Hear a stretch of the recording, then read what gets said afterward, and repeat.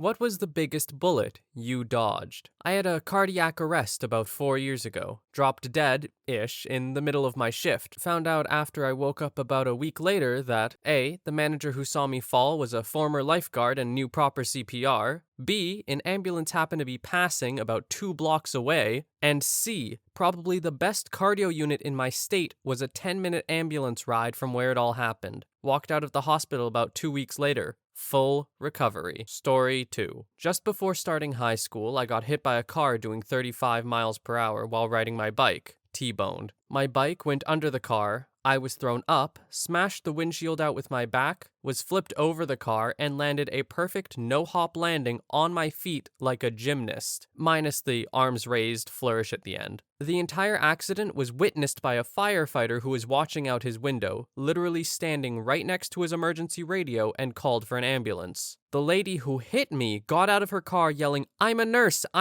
lie down." I had no breaks or fractures, just a bruised ribcage. Story 3. In 1992, I was 16. A bunch of us were about to leave a party and I called shotgun, but my friend Pat kind of wrestled me out of the spot and I wound up jumping in another car since the first car was now full. The other driver and I watched as our friend's car skidded into oncoming traffic. Pat was airlifted to the local trauma hospital where his dad told a huge group of us teenagers that Pat had succumbed to his injuries. Maybe that's not exactly bullet dodged, but edit. I guess this is what people mean by a comment blowing up. Pat's driver and my driver were racing each other. The road had just been paved and the shoulder was loose gravel, so when Pat's driver applied their brakes, when the passenger side of the car was over the line on the right side of the number 2 lane, the passenger tires kept spinning while the driver's side locked up, spinning the car into an oncoming pickup. The oncoming driver was hospitalized and recovered. Pat's driver broke a femur, was convicted of vehicular manslaughter, sentenced to home detention, but was late to get home from high school one day, which tripped the ankle monitor and the driver did 30 days. The 3 kids in the back had to be extracted by the jaws of life, broke some bones, got an insurance settlement. However, I don't think I would have died if I got shotgun. We would have had left 15 seconds earlier, or we wouldn't have hit that oncoming pickup. Or maybe we would have. Story 4. When my great aunt passed away, I was helping to clean out her house. I'm just dragging everything out of the basement, and suddenly my dad is like, "Whoa, put that down gently and let's move away from here." So I put down the weird metal tube type thing I'm carrying and got out of there. Turns out it's a mortar shell from when my aunt worked in munitions factory during World War II. Bomb squad came and took it away. Story 5. Not me, but I had a field service engineer working on one of my big robotic liquid handlers. He decided to bypass the safety pin that prevents the heads from moving while the cover is open while he had a diagnostic program queued up on the computer. What he didn't know was that the instant he reinserted the safety pin, the machine would execute the queued instructions and start moving. And he had a hand inside it, right in the danger zone. I grabbed his shoulder and yanked his hand out an instant before it was crushed. He stopped ignoring me when I told him to stop bypassing safety lockouts to save a few minutes. Story 6. I stayed up all night before a day trip to Hong Kong. You know that days when you haven't slept, you're just kinda robotic and doing the human stuff, nearly zero awareness of anything? Well, I went to cross the street and my friend behind me snatched my shoulder and yanked me backwards just in time to feel the whoosh of a double-decker bus breezing past us. I just looked at him like, "Oh, thanks, man." And it took a whole extra minute for my brain to process that I would have friggin' died had he not grabbed me. Story 7. I think I saved a baby's life once. It was in a city center, crossing a main road with a whole bunch of other people. The dad was pulling the pram behind him onto the pavement while he texted on the phone, and the dumb guy didn't realize he just left the pram there, on the road, while he himself was on the pavement. Everyone kinda ignored it while the traffic lights kept that section of the road cleared, but then the lights changed and the guy still hadn't looked up from his phone while a huge double-decker was bearing down on his offspring. Out of the whole crowd, I was the only one to push forward and pull the pram onto the pavement. The complete imbecile gave a grunt of surprise and dropped his phone as the bus whooshed past and he realized he'd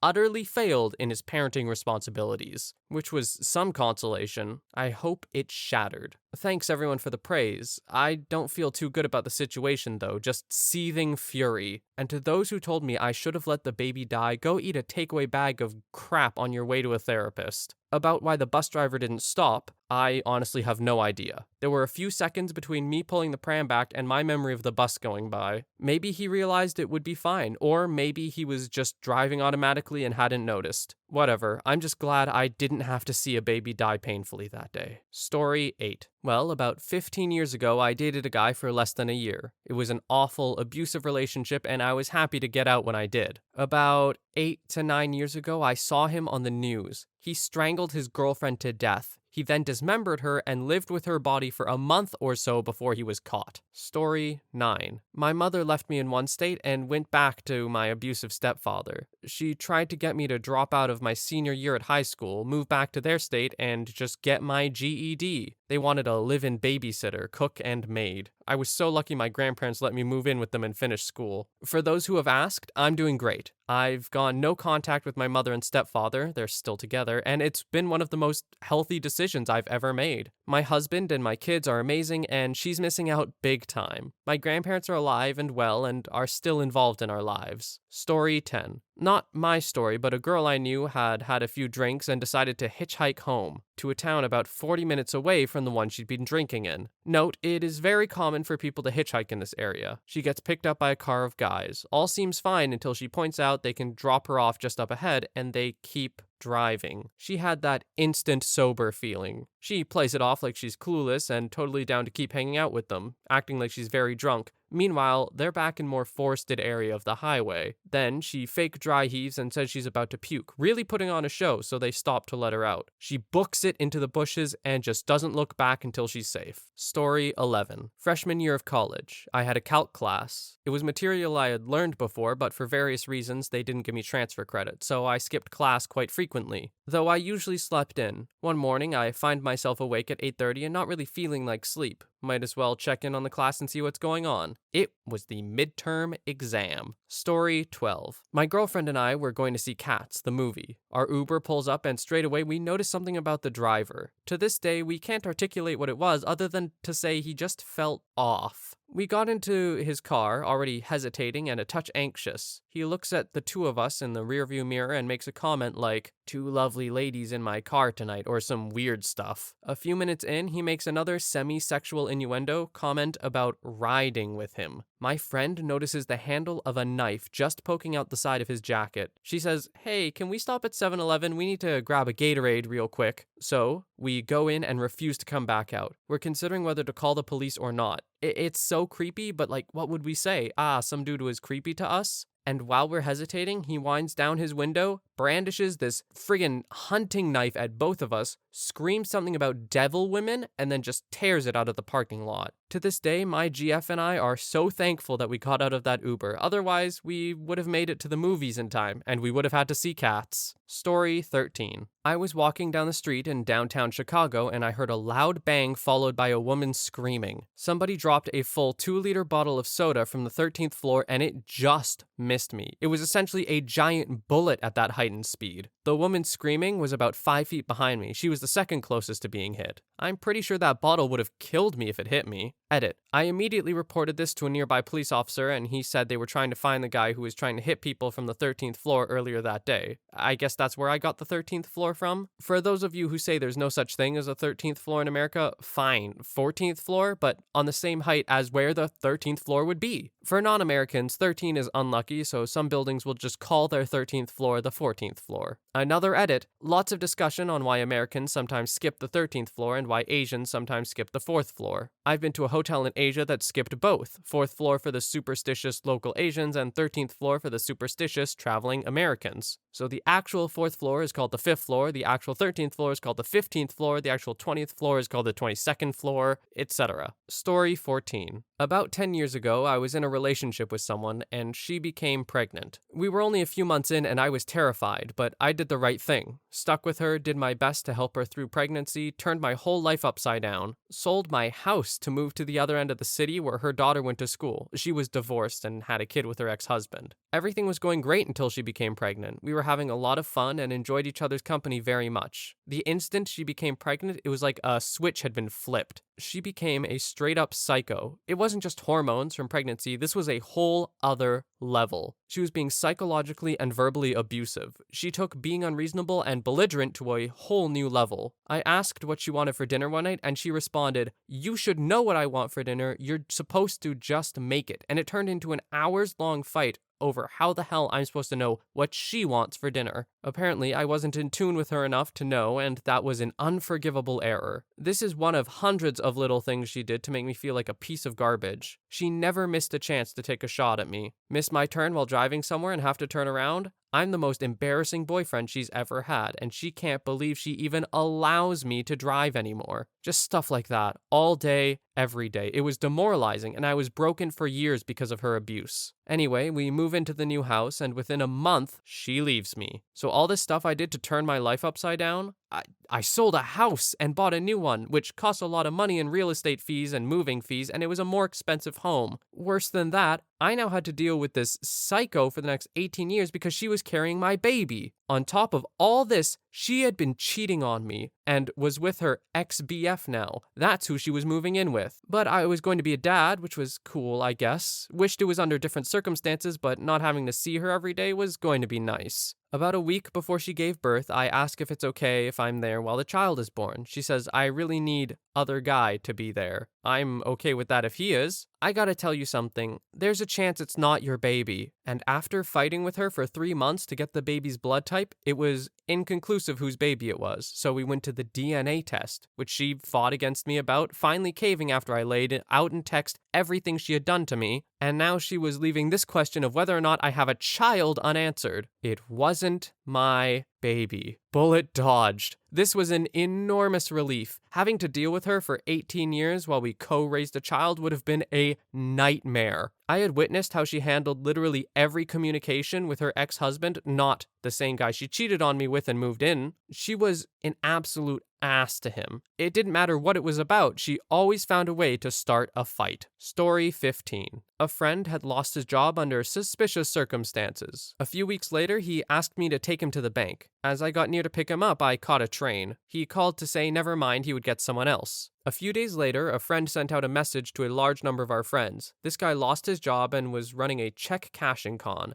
Can you cash this check for me? I'll pay you $50 if you do. The check is $500. He has no backing funds. You eat the whole amount. He did this to several friends in a few days to amass a few grand and was about to skip town when the cops got him. Story 16. Husband, my sister and I were hanging out around my parents' house on a very boring 4th of July. We decided to wash my husband's new car sitting in the driveway because it was hot out and an excuse to play in the hose. We were literally walking out the front door and I said, we should eat lunch before we get all wet and stuff, and everyone agreed, so we turned around and went back inside. I was warming something up in the microwave, a Hot Pocket I think, and all of a sudden I hear the loudest bang I think I have ever heard from the direction of the front door. Husband and I look at each other wide-eyed and run outside. I was greeted by the back end of a Crown Vic, smoking something fierce, plowed into the tree in the middle of our yard. For a split second, I was just stunned. Then I screamed to my sister inside to call 911. I looked over to the driveway at the car we had been planning to wash just 5 minutes ago. Totaled. Completely totaled. Brand new 2011 G6 destroyed. Guy hit it so hard it did a complete 90-degree turn across the driveway. He actually hit it so hard it ended up ricocheting and hitting the other cars in the driveway, mauling 2 other cars. Yard was ruined. Crown Vic was ruined. Tree was ruined. We immediately assumed it was drunk driving, being the 4th and all. I went over to the driver's side and found a very old man, very bewildered, unable to comprehend what I was saying, but conscious. I will never forget the look he gave me. Confused, helpless, scared. I was on the line with the paramedics as they sent over the ambulances and tried my best to follow their instructions. My sister was only 14 at the time, so I handled the call. Turns out the dude was diabetic and had passed out behind the wheel due to low blood sugar, hit the gas pedal with his weight as he passed out, and he plowed down our residential street at about 65 miles per hour. He jumped the curb, drove down the sidewalk past another house, then slammed into my husband's car and subsequently the tree. If we had been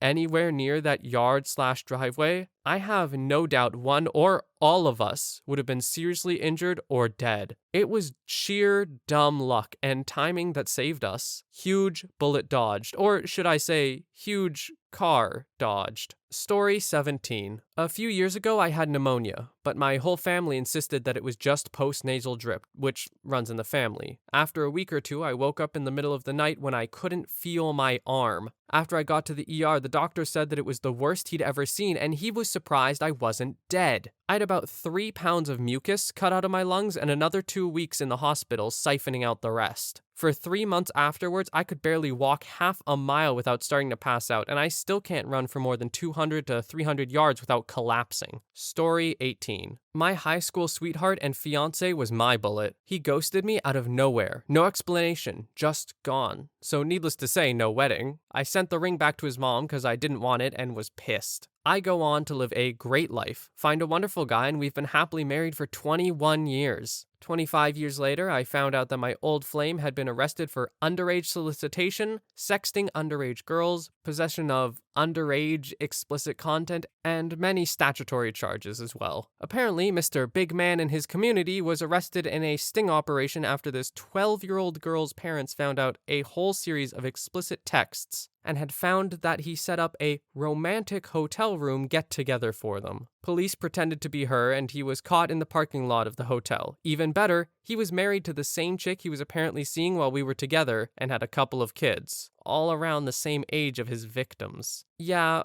before finding all this out, I regretted for a long time that we didn't work. After finding out this had been going on for at least 20 years, I was rather glad I got ghosted. Never been so glad to dodge a bullet. Story 19. Around 30,000 pounds. I was driving with my wife in town one snowy evening and we had pulled up to a stoplight. I happened to glance up at the rearview mirror and saw a city bus heading towards us and rotating. I hit the gas and pulled ahead into the intersection and left into the turning lane, and less than a second later, the bus went sliding through right where our car was. It came to a stop on the other side of the intersection and fortunately didn't hit anything, but 1 second or 2 feet difference and we would have had some nice spinal injuries. Story 20. My dad was a truck driver in the oil field in Canada. He worked a lot of long hours and every single day, so on weekends he would bring me and my younger brother on some of his jobs. We were on location and my little brother, 3 years old, and me, 10 years old, were waiting for him playing in the cab of a truck. My little brother opened the passenger door and my little arms closed it. Job's done. We start our trek home going about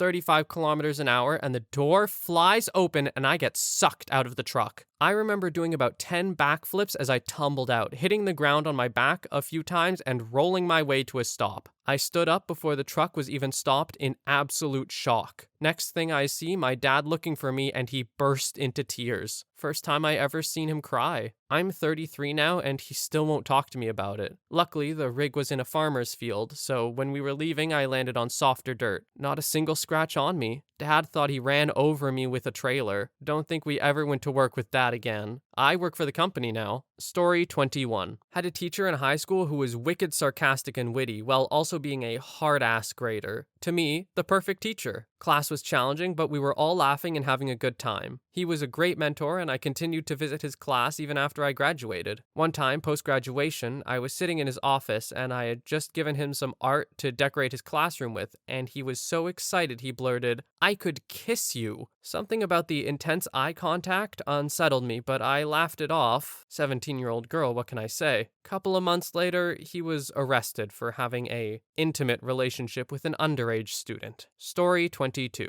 Literal bullet dodge story. In my 20s, I was really into clay bird / skeet shooting. I discovered an old ammo reloader from the 50s in my parents' basement. Father let me have it. He used to use it in his youth as well. So I started reloading the shells myself. Shooting a few times a week, it was worthwhile to reload them for the savings. The problem, however, is that the reloader was worn out and wasn't putting the proper proportions into the shell sometimes. I wouldn't know this from lack of experience and not being able to see the bar that flips up the powder into the shell. This bit is important to understand what's going to fail and how. How a reloader works is put the powder in first, a plastic wad to keep the powder sealed in place, then the BBs, ammo, on top, and the shell folds into itself. Doing this by hand would take a very long time. A reloader automates this process. All you have to do is put the physical shell in there, pull a hand crank, and out comes the completely reloaded shell, ready for action. Anyway, went to the range with 2 friends. We were having a blast, no pun intended, using this ammo. Up until this point, we hadn't used a bad round yet. Friend tossed up a bird, I took a shot, and it sounded weak. Barely any kick to the gun. What I should have done is stop right there and check things out. Instead, I took another shot quickly so not to lose score. The results are as follows. When I took the first shot, the plastic wad went 3/4 up the barrel. The shell didn't have enough powder in it. When I took the next shot, the BBs hit the plastic wad and the barrel flowered outward like a cartoon. I felt a BB rub my sideburns. That's how close the blowback was. The box behind me was peppered with BBs. Somehow, by pure luck, none of us were hurt. I spent over $300 buying a new barrel for that gun, as it was a 25th anniversary Bloodwood edition shotgun with changing choke tubes. It was my father's. I wasn't going to return it like that. None of mine had choke tubes. This happened in 2003. I have never shot a gun that uses gunpowder again. I made the switch to PCP air rifles, ordering overseas as that wasn't and still isn't really a thing over here.